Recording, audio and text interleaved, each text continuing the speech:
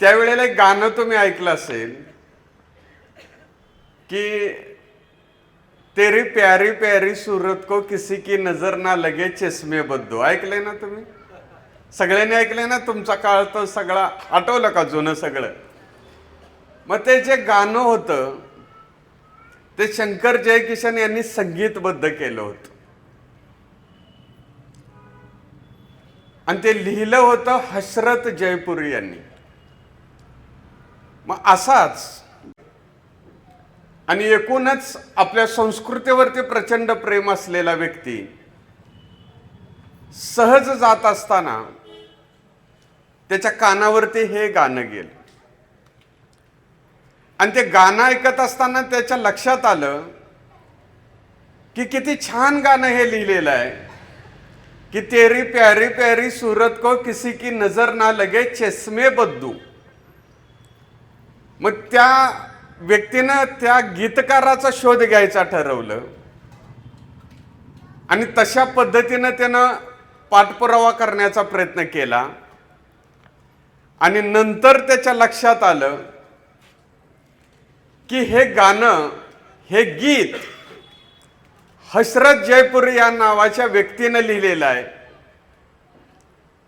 आणि त्यानं अधिक चौकशी केली. त्यावेळेला त्याला कळालं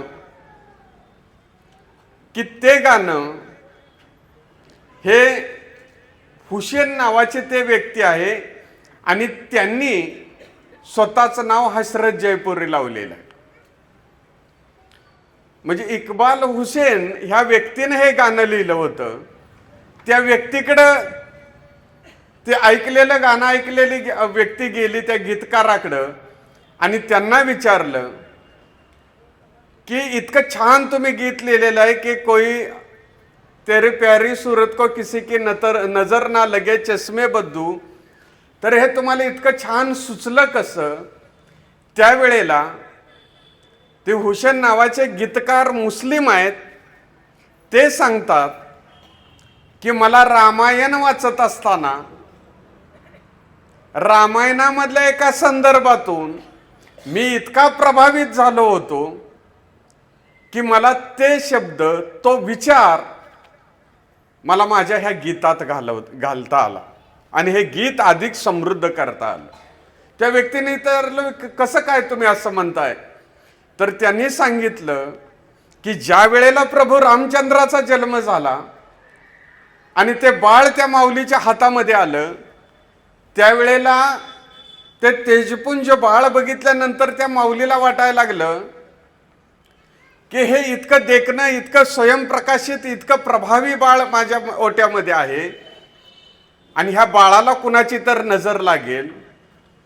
म्हणून ती माऊली बेचैन झाली आणि ती इतरांना विचारायला लागली की ह्या बाळाला नजर लागू नये म्हणून मी कोणता गंडा दोरा बांधू, दृष्ट काढण्यासाठी काय उतरून टाकू.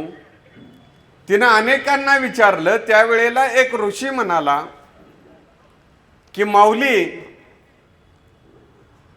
ते बाळ इतकं तेजपुंज आहे, ते बाळ इतकं प्रभावी आहे, ते पुढं हजारो वर्ष असा एक आदर्श निर्माण करणार आहे की मानवी जीवनाला एक नवी दिशा देणार आहे आणि त्या बाळाला कुणाची दृष्ट लागण्यापेक्षा आई म्हणून तुझी सुद्धा दृष्ट लागू नये म्हणून एक कर, तुझ्या डोळ्याचं काजळ काढून त्याच्या गालाला लाव.